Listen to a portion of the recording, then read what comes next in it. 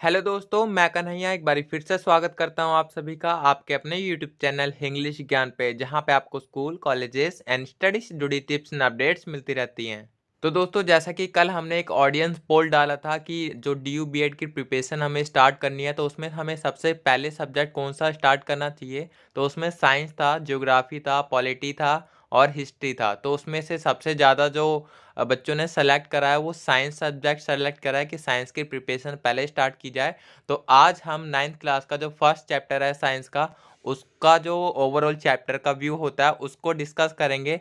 एक एक चीज़ बारीकी से समझने की कोशिश करेंगे और मैं इसमें ये भी डिस्कस करूँगा कि कहाँ से कैसे क्वेश्चन बन सकते हैं इस चैप्टर से डीयू बीएड के एग्ज़ाम में।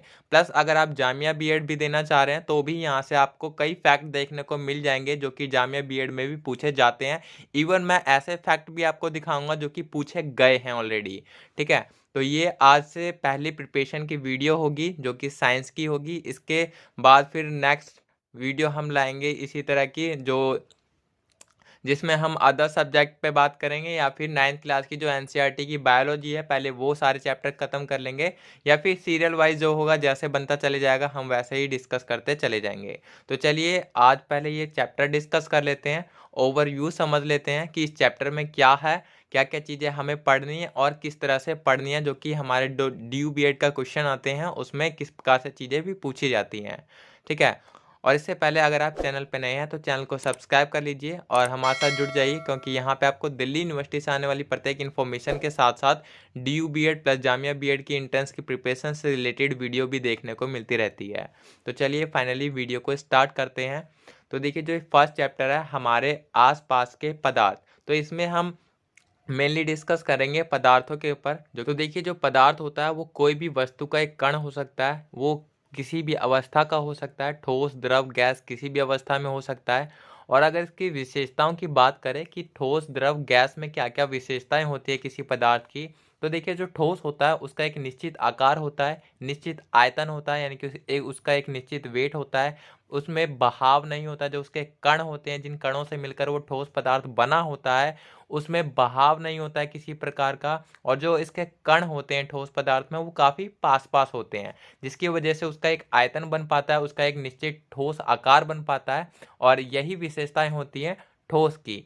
ठीक है, जैसे जो कोई भी ठोस मेटल ले लीजिए या फिर कोई ठोस पदार्थ ले लीजिए जिसको हम आसानी से तोड़ नहीं सकते हैं या फिर जिसको हम आसानी से दबा नहीं सकते हैं, तो इस प्रकार के जो पदार्थ होते हैं वो ठोस पदार्थ की कैटेगरी में आते हैं। ठीक है, इनके जो कणों का आकार होता है वो काफ़ी छोटा होता है। ठीक, तो ये हो गया ठोस की विशेषताएं कि ठोस पदार्थ की क्या क्या विशेषताएं हो सकती है। अब द्रव की बात करें तो देखिए, जो द्रव होता है उसका कोई निश्चित आकार नहीं होता है, क्योंकि द्रव को जिस भी बर्तन में डालो, जिस भी शेप में डालो, वो उसी का आकार ले लेता है। तो इसलिए इसका कोई आकार नहीं होता है, इसका कोई आयतन नहीं होता है। प्लस जो इसका बहाव होता है वो तो होगा ही, क्योंकि ये एक द्रव है। द्रव हमेशा स्वचालित रहता है, वो बहता हुआ रहता है, तो इसमें बहाव होता है। और जो द्रवों में कण होते हैं उनके बीच में दूरी होती है। हर एक पदार्थ कणों से मिलकर बना होता है, तो जो द्रव में कण होते हैं उनके बीच थोड़ा सा रिक्त स्थान पाया जाता है, इसलिए उनके बीच जो गति होती है, द्रव में कणों की गति होती है, बट जो द्रव होता है उसमें कण आसानी से गति कर सकते हैं।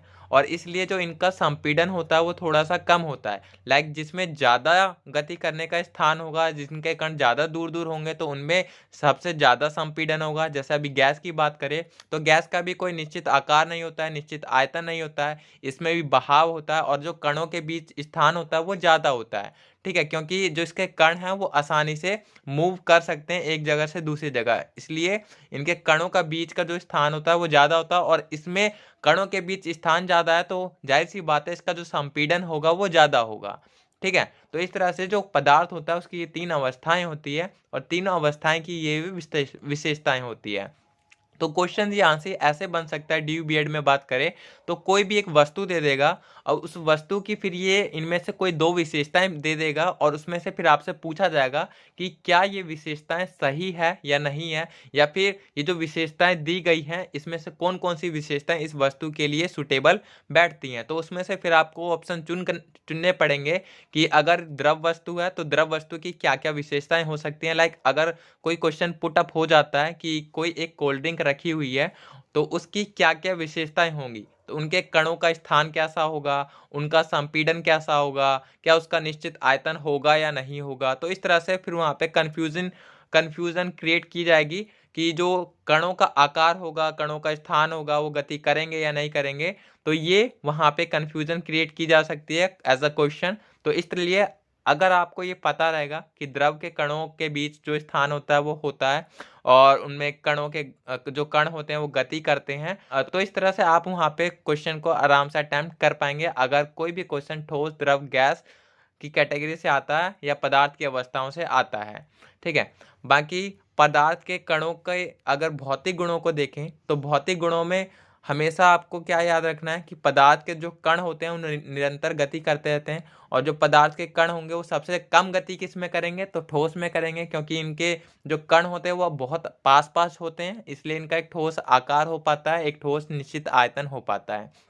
इसके अलावा पदार्थ के कणों के बीच हमेशा रिक्त स्थान होता है और पदार्थ के कण एक दूसरे को हमेशा आकर्षित करते हैं। अब ये सबसे ज़्यादा इंपॉर्टेंट है DU बीएड के लिहाज से, क्योंकि देखिए यहाँ पे स्टेटमेंट एंड कॉन्सेप्ट पे बात की जाती है, क्योंकि कि जो कण होते हैं उनके भौतिक गुण किस प्रकार से होते हैं। तो जो कण होंगे वो निरंतर हमेशा गति करते रहते हैं। ठीक है। उसके अलावा उनके बीच रिक्त स्थान होता है और वो हमेशा एक दूसरे को आकर्षित करते रहते हैं।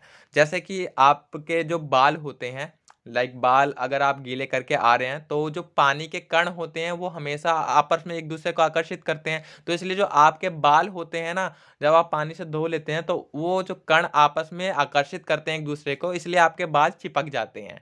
ठीक है। इसी तरह जब आप ड्रायर लगा लेते हैं तो आपका पानी सूख जाता है बालों से और जो आपका फिर जल है वहाँ हट जाता है और जो कण आकर्षित कर रहे होते हैं एक दूसरे को, जिसकी वजह से बाल चिपक चुके होते हैं आपके, वो आपके फ्रेश हो जाते हैं और सब सारे बाल अलग अलग हो जाते हैं। तो इस तरह जो कण होते हैं वो आपस में एक दूसरे को आकर्षित करते हैं। और सबसे ज़्यादा आकर्षण किस में पाया जाएगा, अगर कणों की बात करें तो ठोस में पाया जाएगा, क्योंकि ठोस में जो कण होते हैं वो ज़्यादा पास पास होते हैं और ज़्यादा उनके बीच आकर्षण बल होता है, इसीलिए उसका आयतन और ठोस आकार बन पाता है।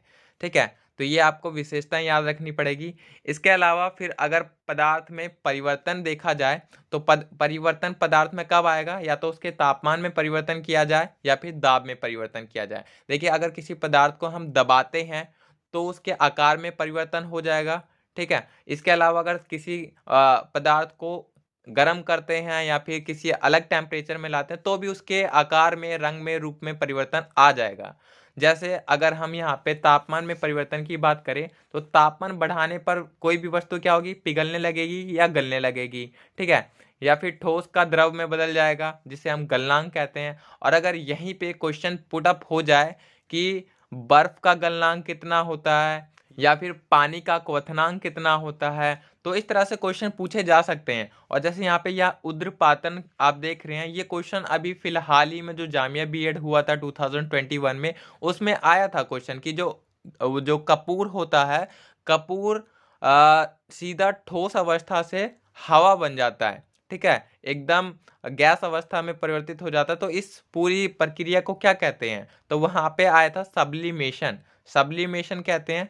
तो सब्लिमेशन को ही हिंदी में उद्रपातन कहते हैं। तो इस तरह से ये क्वेश्चन पूछे जाते हैं। उद्रपातन आपका एक आयोडीन में होता है और दूसरा कपूर में होता है। ठीक है। इसके अलावा एक अमोनिया क्लोराइड होता है, शायद उसमें भी होता है, एक बार आप क्रॉस चेक कर लेना। इसके अलावा बर्फ और जो पानी का क्वथनांक और गलनांक होता है, लाइक बर्फ के गलनांक की बात करें तो 273 केल्विन होता है और अगर जल के क्वथनांक की बात करें तो 373 इसका केल्विन होता है। तो ये चीज़ें हैं जो कि आपको ध्यान देनी होंगी। इसके अलावा तापमान घटने पर अगर चीज़ें देखें तो चीज़ जमने लगेगी या फिर उसका उद्रपातन हो जाएगा या फिर संघनन हो जाएगा। संघनन क्या होता है, वाष्प से किसी भी चीज़ का ठोस अवस्था में जल बन जाना। जैसे आपका भाप होता है, भाप वापिस जल बन जाता है, तो ये इसे संघनन कहते हैं पूरा। ठीक है। इसके अलावा फिर देखें हम वाष्पीकरण। अगर तापमान बढ़ेगा तो वाष्पीकरण, और जैसे जल है तो तापमान बढ़ने पर वो वाष्पीकृत होकर वायु में उड़ जाएगा, फिर उसका संघनन हो जाएगा, संघनन के रूप में बारिश बन के फिर वो नीचे आ जाएगा। तो इस तरह से ये पूरी प्रक्रिया चलती रहती है। अभी वाष्पीकरण को प्रभावित कौन कौन से कारक कर सकते हैं, तो यहाँ पे जो वाष्पीकरण को प्रभावित कर सकते हैं वो सतही क्षेत्रफल हो सकता है कि जितना ज़्यादा क्षेत्रफल होगा उतना ज़्यादा वाष्पीकरण होगा, जितना ज़्यादा तापमान होगा उतना ज़्यादा वाष्पीकरण होगा, जितना ज़्यादा आर्द्रता होगी उतना उतना जो वाष्पीकरण की दर होगी वो कम हो जाएगी, क्योंकि ऑलरेडी जो वायु होगी उसमें नमी होगी, तो जो वाष्पीकरण की दर होगी वो कम हो जाएगी। ठीक है, इसी तरह से क्वेश्चन आपसे पूछा जा सकता है कि मान लीजिए मौसम खराब है, ठंडी का मौसम है, तो उसमें जो वाष्पीकरण की प्रक्रिया होगी वो तेज होगी या धीमी होगी, जो ठीक है, तो इस तरह से जो वाष्पीकरण होगा उसमें कम होगा। और इसके अलावा फिर पवन की गति भी डिसाइड करती है कि वाष्पीकरण तेजी से होगा या कम होगा। तो इस तरह ये जो 4 पॉइंट्स हैं ये आपके वाष्पीकरण को प्रभावित कर सकते हैं, प्रभावित करने वाले कारक होते हैं। ठीक है, इसके अलावा क्वथनांक क्या होता है, तो क्वथनांक देख लीजिए कि क्वथनांक तापमान जिस पर द्रव उबलने लगता है। जैसे मैंने आपको बताया कि जो जल का क्वथनांक होता है जिस पर जल उबलने लगता है, तो वो होता है 373 केल्विन। 373 केल्विन पर ही जल आपका उबलने लगता है। गलनांक आपका वो होता है कि जिसमें जो बर्फ होती है वो गलने लगती है, तो इस तरह से गलनांक उसे कहते हैं, क्वथनांक किसे कहते हैं, ये आपको समझ आ गया। ठीक है, इसके अलावा यही थी जो पूरी चैप्टर की थीम थी। आई थिंक आप सभी को सब समझ आ गया होगा। ऊर्ध्वपातन, गलनांक, वाष्पीकरण और वाष्पीकरण को प्रभावित करने वाले कारक, प्लस जो पदार्थ होते हैं वो 3 प्रकार के होते हैं, ठोस, द्रव, गैस। उनकी क्या क्या विशेषताएं होती हैं, उनके कणों की क्या विशेषताएं होती है, और उनके भौतिक गुण जो होते हैं कणों के वो क्या होते हैं। तो ये चीज़ें आपको थोड़ी सी नोट डाउन करके रखनी है, या फिर आपको नोट्स बनाने हैं। थोड़ा सा आप खुद भी इसे पढ़िएगा ताकि आपको और ज़्यादा से अच्छे से कॉन्सेप्ट क्लियर हो, और ताकि जो DU BED का एग्ज़ाम हो उसमें आपको ज़्यादा दिक्कत ना हो। ठीक है, इसी प्रकार हम धीरे धीरे बढ़ेंगे आगे की तरफ, और सारी चीज़ें एक एक चीज़ हम डिस्कस करते हुए जाएंगे। तो यही था आज की वीडियो में, इतना ही छोड़ते हैं। बाकी नेक्स्ट वीडियो में हम देखेंगे कि हमें आगे क्या पढ़ना है। मैं वही पढ़ाऊँगा जो मेन एंड इम्पॉर्टेंट होगा, जो DU BED के एंट्रेंस एग्ज़ाम के लिहाज से इम्पॉर्टेंट होगा। बाकी देखिए पढ़ने के लिए तो बहुत चीज़ें होती हैं, बट हमें सेलेक्टेड ही पार्ट पढ़ना है, तो सेलेक्टेड चीज़ें ही हम पढ़ेंगे, और जो जो पेपर में आ सकता है केवल वही पढ़ेंगे।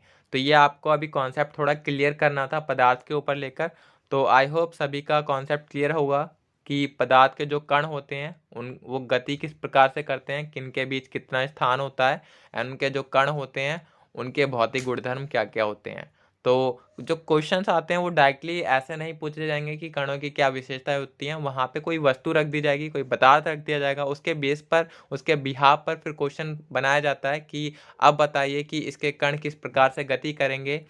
ठीक है, तो इस तरह से क्वेश्चन बनाए जाते हैं। तो अगर आपका ये कॉन्सेप्ट क्लियर है कि कणों में गति किस प्रकार होती है, कौन से पदार्थ के कणों में ज़्यादा गति होगी, कौन से पदार्थ के कणों में ज़्यादा स्थान होता है, तो आप वहाँ पे आसानी से वो फिर क्वेश्चन कर सकेंगे, उनका जवाब दे पाएंगे। ठीक है, तो मिलते हैं इसी प्रकार की नेक्स्ट वीडियो में। तब तक के लिए चैनल के साथ जुड़े रहिए सब्सक्राइब करके।